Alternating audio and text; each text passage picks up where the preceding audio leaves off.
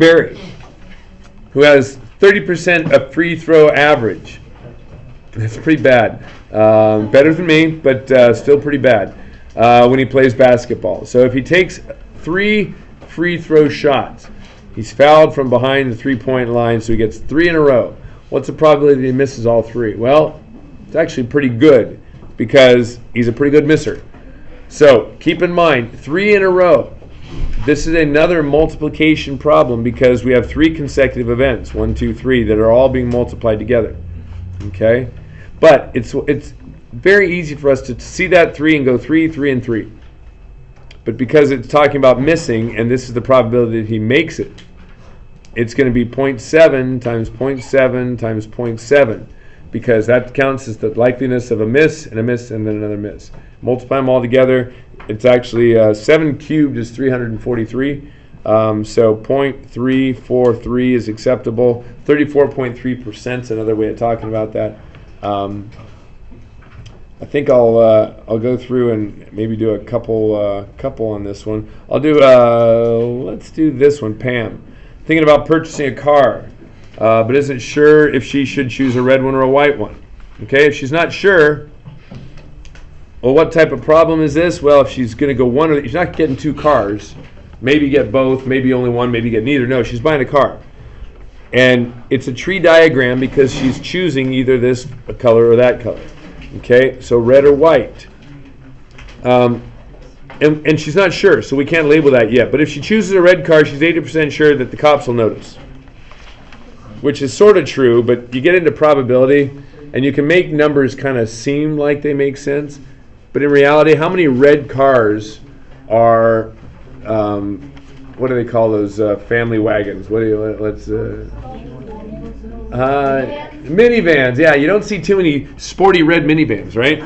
You know, it's just mostly in terms of like sports cars and flashy fast cars. Those are red. Okay, so yeah, maybe they say that cops notice red cars more because more red cars get tickets.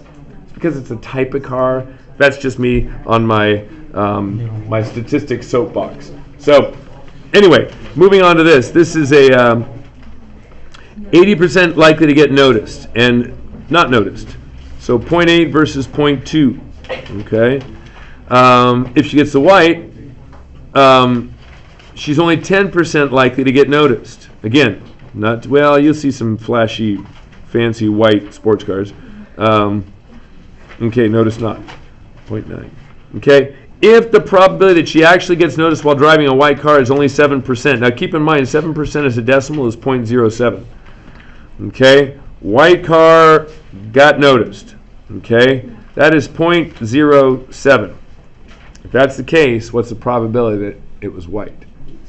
It's 0.7. 0.7 times 0.1 gives you the 0.07. What's the probability that she buys a red car? That's the 0.3 of the 30%. Okay, I got one more in me. That was an M, that was a T. I'm going to do a different one down here. There are number 14. Mini-sized jumbo cookies in a jar. Mini-sized and jumbo. How do you get a mini-sized jumbo? Of the 16 mini-sized cookies, 4 are chocolate chip, and the rest are oatmeal. I always like to say, instead of the rest, how many are oatmeal? 12. 16 minus 4 give you the 12 oatmeal, and I'll probably put the 12 over here. Okay. Of the 20 jumbo-sized cookies, 12 are oatmeal, and the rest are chocolate chip. So that means 8 are chocolate chip.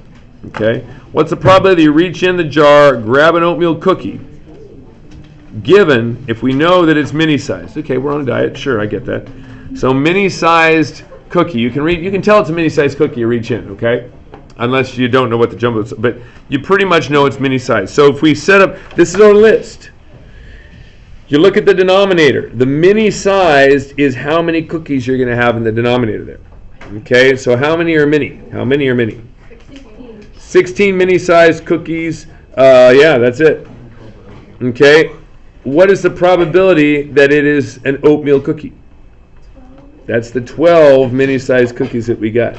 So 12 out of 16 reduces to 3/4. Bada bing.